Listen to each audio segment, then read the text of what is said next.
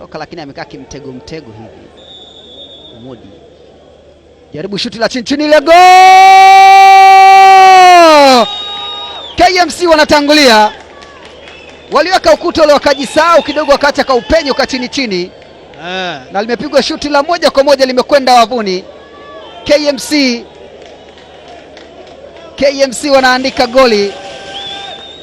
Walikuwa naangalia tu ile ilikuwa hajakaa uzuri. Pasco, kama nilivyokuambia hapo awali, kwa mchezaji anayejua kulenga vizuri pale, si mbali sana na 18, anaweza kufanya maajabu chini piro katika wavuni. Hassan Mohamed, KMC inaongoza sasa. Hassan Mohamed ameiandikia KMC goli. KMC wakiwa wanaongoza sasa. Mohamed Ibrahim, Jamali Mwambeleko, Mo tena na uzuri papatu ile kazi moto. Ndemla cheza pasi nzuri. Jonas Sekuhawa sema kaondolewa stendi, wakachoto mtama au akapigwa ngwala, sio ile chochote anachotaka kukitumia, kwamba alichezewa ndivyo sivyo na Alfani Mbaruk. Oscar Nani alikuwa kinyosha mkono kwamba isiwe, lakini imekuwa na inapigwa na John Boko, ndiye nahodha wa timu kwa mchezo huu leo. Simba anaambiwa upige. John Boko anaisawazishia Simba. John Raphael Boko anaisawazishia Simba kwa mkwaju wa penalty. Sasa ni 1-1. Unaona jinsi alivyokuwa amejaribu kupiga mbizi pale upande wa kushoto, jamaa akapiga upande wa kulia, lakini alikuwa amefuata.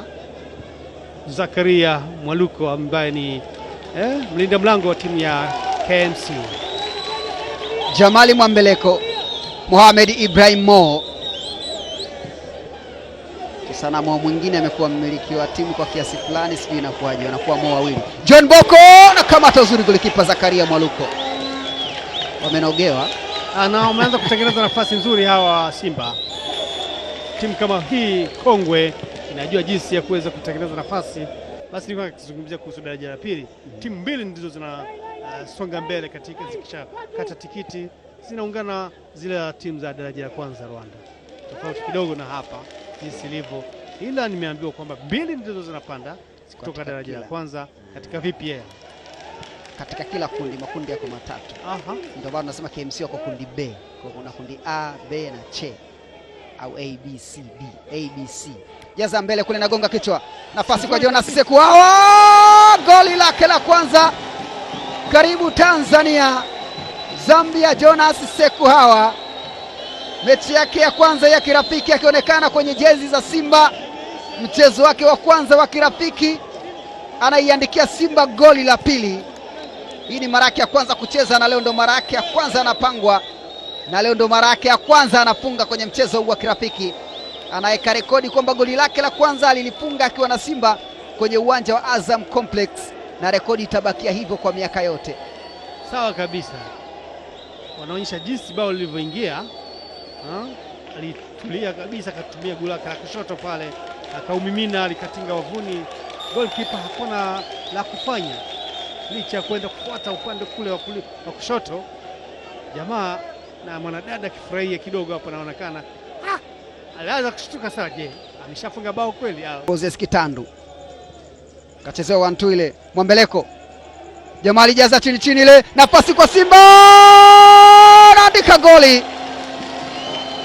Piga gol John Raphael Boko, kapteni wa mchezo wa leo. Uwanja ameuzoea, ameishi hapa, hata nyavu za hapa pia zinamfahamu kwa miaka nenda rudi. John Boko anaiandikia Simba goli la 3. Shabiki wa Simba hao wakishangilia baada ya kuingizwa bao la 3 timu hii ya KMC, mfungaji akiwa ni John Boko.